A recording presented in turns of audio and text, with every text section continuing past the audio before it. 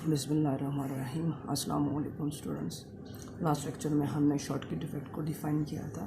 तो इस लेक्चर में हम कैलकुलेट करेंगे number of shortcut effects in crystal कि शॉर्टकट इफ़ेक्ट एक सर्टेन टेम्परेचर में क्रिस्टल में कितने होते हैं। तो अगेन हम पहले शॉर्टकट इफ़ेक्ट को डिफ़ाइन करते हैं। तो शॉर्टकट इफ़ेक्ट क्या होता है? It is a type of point effect which is created by transferring an atom from a lattice side in the interior to the lattice side on the surface of crystal। यहाँ पे figure में जैसा देखा जा सकता है कि cation interior lattice side से सरफेस की लैटिस साइड पे ट्रांसफ़र हुआ है, तो it is a shortcut effect. अब शॉर्टकट इफ़ेक्ट को सिंपली हम एक वैकेंसी भी कह सकते हैं। अब हम फाइंड आउट करते हैं number of Schottky defect in crystal. Let करते हैं कि हमारे पास ये एक परफेक्ट क्रिस्टल है having no disorder. It is a perfect crystal and EP is the energy of perfect crystal. अब लेट करते हैं कि ये हमारे पास परफेक्ट क्रिस्टल है और इसमें एक जो है वो शॉर्टकट इफ़ेक्ट है। तो ES energy required to produce one shortcut effect. अब कैपिटल N क्या है? Capital N total number of available sides हैं जहाँ पे हम शॉर्टकट इफ़ेक्ट क्रिस्टल के अंदर क्रिएट कर सकते हैं, और स्मॉल n क्या है? Number of Schottky effect. अब EP जो है वो एनर्जी है परफेक्ट क्रिस्टल की, ठीक है। ES जो हम अगर एक शॉर्टकट इफ़ेक्ट है तो ES एनर्जी देंगे, और N शॉर्टकट इफ़ेक्ट है तो अब जो total energy required to disorder the crystal होगी E is equal to EP plus N into ES। EP जो एनर्जी है परफेक्ट क्रिस्टल की और energy required to produce N shortcut effect, ठीक है। तो इन दोनों को ऐड करेंगे तो टोटल एनर्जी आएगी टू डिसऑर्डर द क्रिस्टल। अब आगे इसको हमने क्वेश्चन नंबर 1 कह दिया है। अब नेक्स्ट हेल्महोल्ट्ज़ फ्री एनर्जी या free energy of the system is, अब जो हमारे पास क्रिस्टल है इट इज़ अ सिस्टम, तो इस सिस्टम की जो फ्री एनर्जी है वो किसकी इक्वल होगी? F is equal to E minus TS। What is E? E जो होती है that is the internal energy of the system, या इसको हम कहते हैं कि energy required to create a system in the absence of change in volume और टेम्परेचर, या हम इसको भी ये भी डिफाइन कर सकते हैं कि energy required to create a system at zero kelvin. अब यहाँ पे ये इसको हम इसकी इंटरनल एनर्जी कहते हैं। अब क्योंकि सिस्टम किसी खास टेम्परेचर पे बनता है, तो अगर सिस्टम जो है लेट्स सपोज ये हमारे पास अगर कोई सिस्टम है तो इसको बनाने के लिए हमें E एनर्जी रिक्वायर्ड है। तो अब सराउंडिंग जो है, if this one is a system then हमारे पास सराउंडिंग भी है, तो सराउंडिंग का जो टेम्परेचर है दैट इज़ कैपिटल T। अब यहाँ पे क्योंकि सराउंडिंग का जो टेम्परेचर कैपिटल T है, तो सराउंडिंग की जो हीट एनर्जी है वो भी सिस्टम को ट्रांसफ़र होगी। तो अब जो टोटल एनर्जी जो है हीट एनर्जी जो सिस्टम को ट्रांसफ़र होगी वो T इंटू S होगी। T टेम्परेचर है और S जो है वो entropy that is disorder of the system. अब हमें चाहिए थी E एनर्जी जो सिस्टम को क्रिएट करने के लिए, लेकिन TS एनर्जी ऑलरेडी सराउंडिंग से इसको मिल गई है। तो जो टोटल एनर्जी हमें चाहिए सिस्टम को बनाने के लिए क्रिएट करने के लिए that is E minus TS, because E चाहिए थी लेकिन उसमें से सराउंडिंग से TS मिल गई है।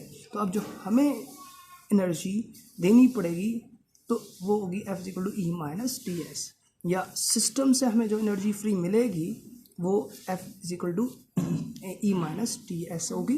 तो that is the internal energy of the system, ठीक है।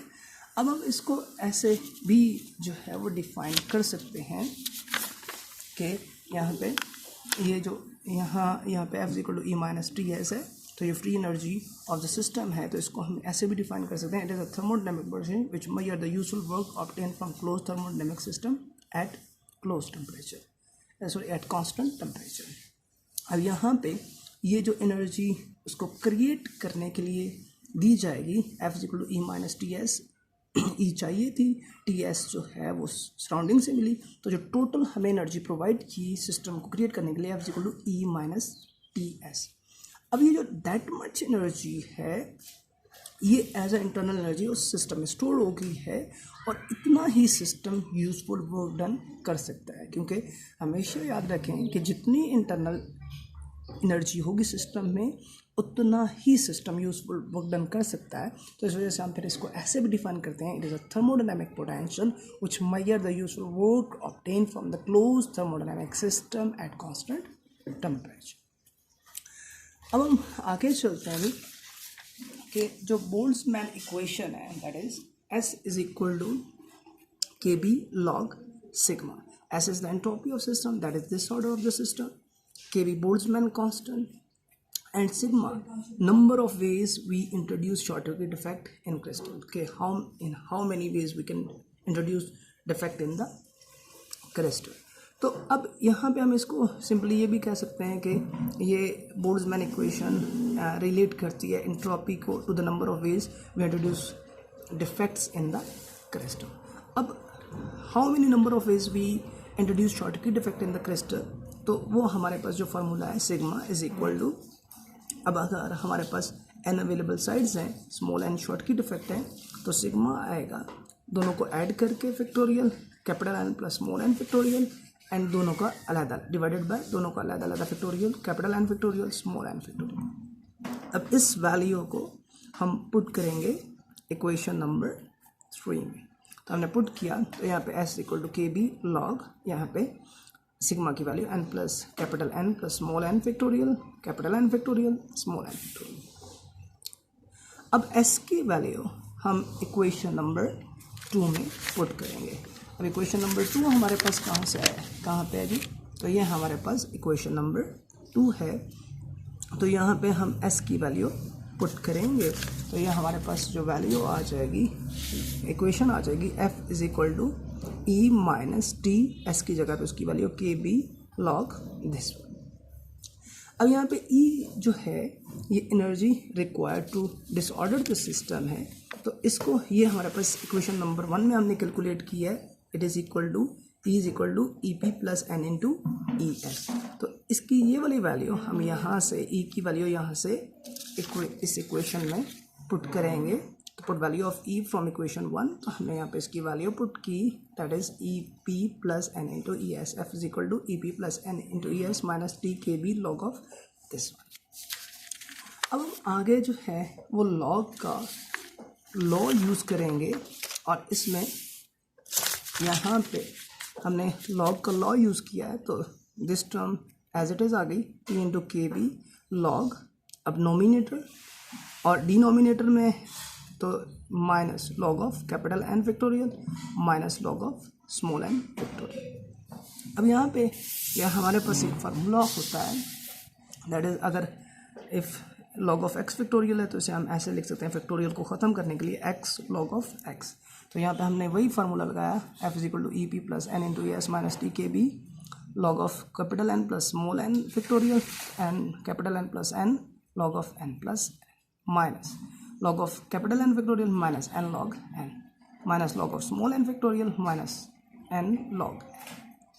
अब हम इस इक्वेशन को डिफ्रेंशिएट करेंगे विद रिस्पेक्ट टू n, तो यहाँ पे हमने इसको डिफ्रेंशिएट किया, तो ई पी एक कॉन्स्टेंट टर्म है, तो इसका डिफरेंशियल 0, तो यहाँ पे n का जो डिफरेंशियल है ये 1 हो गया, तो ई एस आ गया माइनस टी के बी। अब इसका डिफरेंशियल, तो यहाँ पे प्रोडक्ट रूल लगेगा, पहला वैसे ही एज इट इज़ ये हमारे पास आ गया, और दूसरे का differential log of capital N plus small N, तो ये 1 over N plus capital N plus small N आ गया। अब कैपिटल एन प्लस स्मॉल एन का अगेन डिफरेंशियल, तो कैपिटल एन का डिफरेंशियल 0 प्लस स्मॉल एन का डिफरेंशियल 1। अब दूसरा वैसे ही log of N plus capital N, पहले का डिफरेंशियल, पहले के डिफरेंशियल में कैपिटल एन का डिफरेंशियल 0 और दूसरे का डिफरेंशियल स्मॉल एन का 1। अब इसका जो डिफरेंशियल है that will become 0 because this term is independent of small n because we take differential with respect to small n, तो इसका डिफरेंशियल 0 हो गया। अब इसका डिफरेंशियल अगेन प्रोडक्ट रूल लगेगा, पहला वैसे ही स्मॉल n वैसे ही आ गया, दूसरे का डिफरेंशियल 1 ओवर n। अब n का डिफरेंशियल 1 आ गया माइनस स्मॉल n, दूसरा वैसे ही पहले का डिफरेंशियल स्मॉल n का डिफरेंशियल 1। अब यहाँ पे जो हमारे पास आ गया partial F over partial S E S minus T K B capital N plus small N 1 over capital N plus small N plus log of capital N plus small N minus ये cancel हो गया -1 minus log of N, ये भी cancel हो गया, तो ये term आ गया हमारे।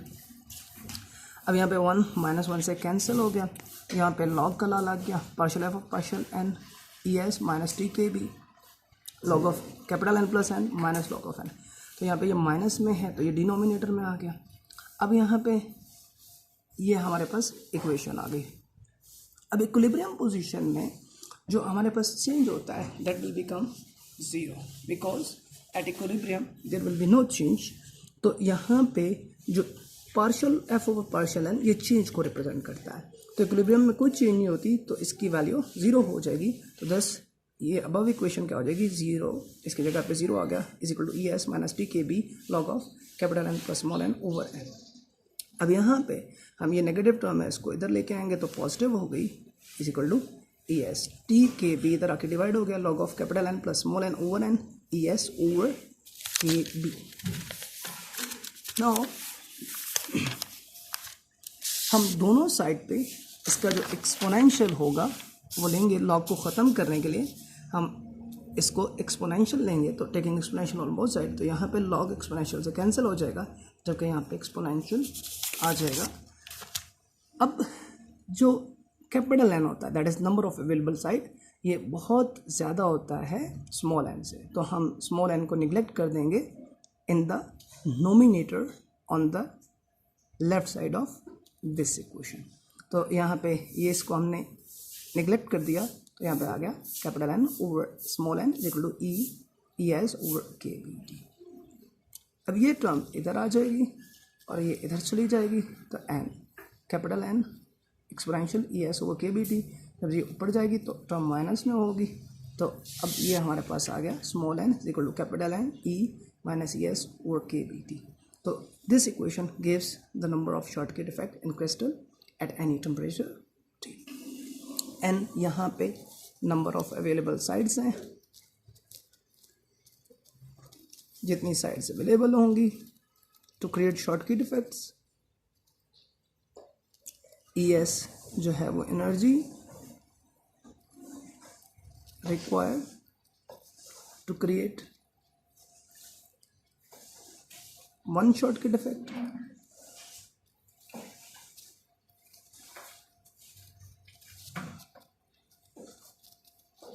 और टी जो है टेम्परेचर। तो अगर हमें यहाँ पे नंबर ऑफ अवेलेबल साइड्स पता हो, energy required to create one shortcut effect, और जिस टेम्परेचर में हमने ये डिफेक्ट फाइंड आउट करना है वो पता हो, तो हम इस इक्वेशन से number of shortcut effect calculate कर सकते हैं। Thank you.